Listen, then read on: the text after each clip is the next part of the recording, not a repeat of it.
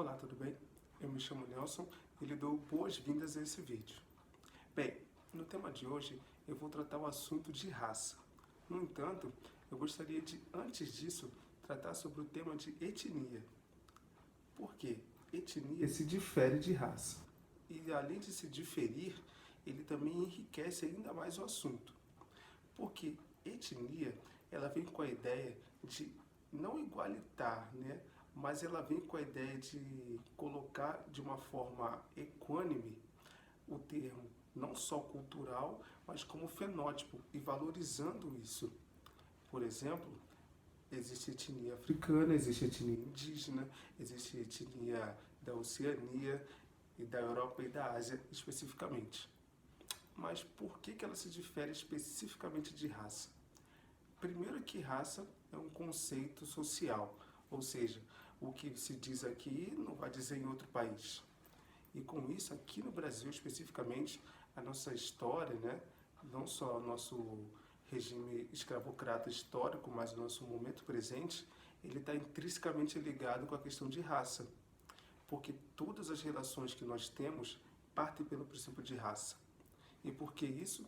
Porque raça veio com a ideia de justamente de categorizar pessoas, dizer quais pessoas são superiores e quais são inferiores.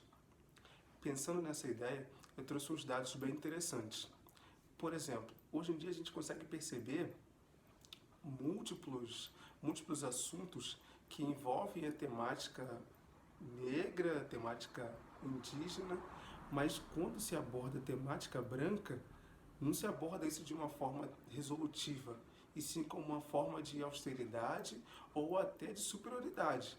Por exemplo, eu te pergunto, o que você acredita que faça com que no estado da Bahia, o estado que tem mais pretos fora do continente africano, tenha como governador uma pessoa branca?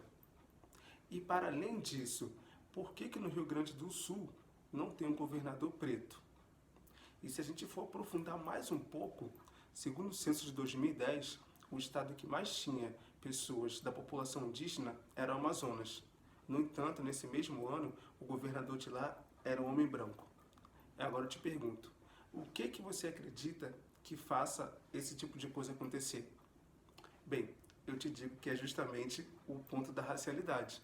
Porque se a gente for pensar enquanto raça, a gente vai acabar adotando uma ideia eurocêntrica, dizendo que não somente, mas somente a cultura europeia e as pessoas que se pareçam com europeias são superiores e as outras são inferiores, ou seja, podem ser dizimadas, ou podem ser silenciadas, ou podem até ser, como que eu posso dizer, isoladas de certa forma, isoladas de forma cultural, de forma econômica e tudo mais.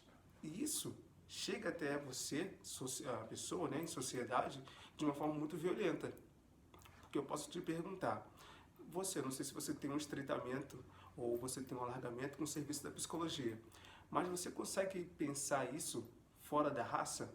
Porque pensa bem, percebendo que a maior parte da população, da comunidade psicológica, é composta por profissionais brancos, você, enquanto negro, se sente pertencente a essa sociedade?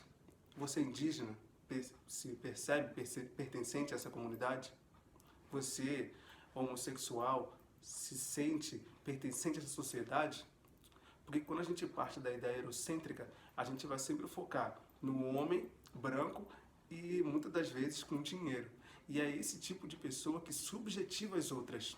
Porque pensa bem, se ele tem um histórico social que faça com que ele acredite que ele é colonizador e vai a algum lugar colonizar, será que esse profissional, de certa forma, não está lhe afastando justamente por você acreditar assim? Bem, acho que esse negócio não é para mim, entende? Talvez você pense. E o mecanismo mais interessante que se usa nesse tipo de situação é o mecanismo de projeção. O que seria projeção? Você se depara com um objeto ou com um fenômeno específico e não procura conhecer o que esse fenômeno tem para te dar. Mas de forma contrária, você somente pensa sobre ele, olha para ele e fala, bem, eu acho que ele é essa coisa. E esse tipo de movimento, infelizmente, ele não só apequena o momento, mas ele também consegue minar qualquer tipo de relação que possa se tornar mais abrangente, mais emancipadora.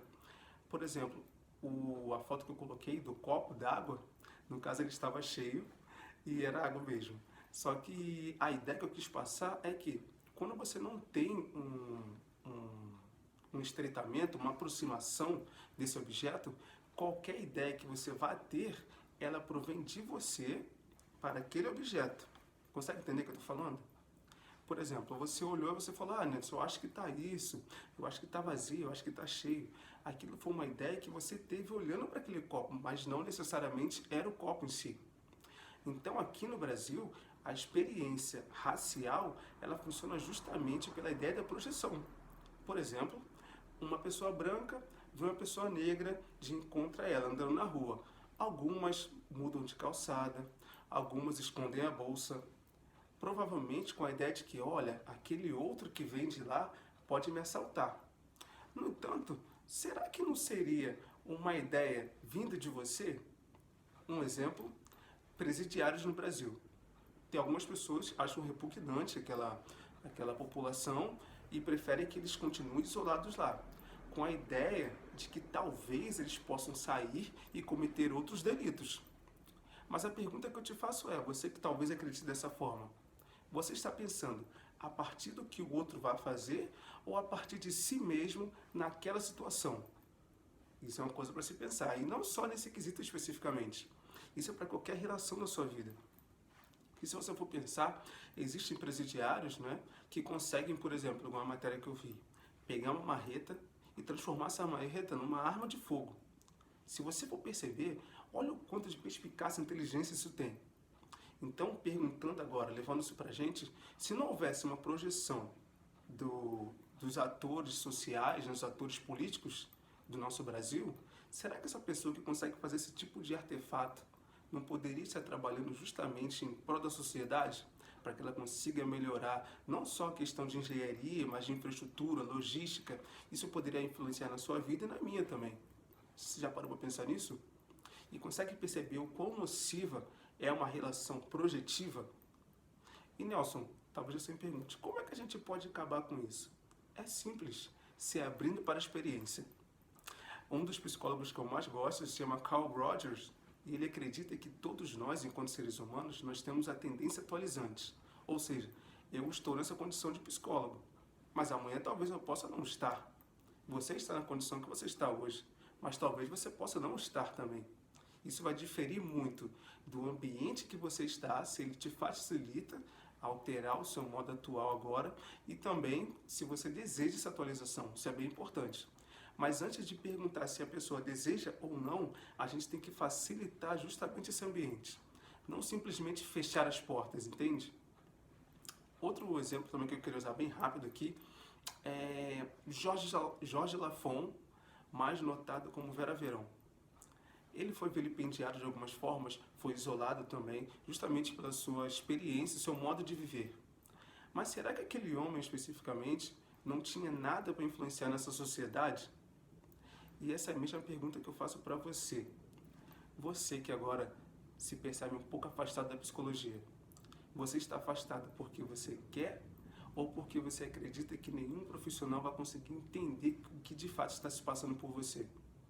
E até além disso, você deseja se perceber, você deseja que alguém entenda o que você está querendo dizer? Isso é bem importante também. Então, se a gente for partir justamente pela ideia de raça, pense você não só como um ser racializado. Pense que você faz parte de uma etnia. Logo, se você faz parte de uma etnia, você tem conteúdos a dar. Você tem também conteúdos a aprender.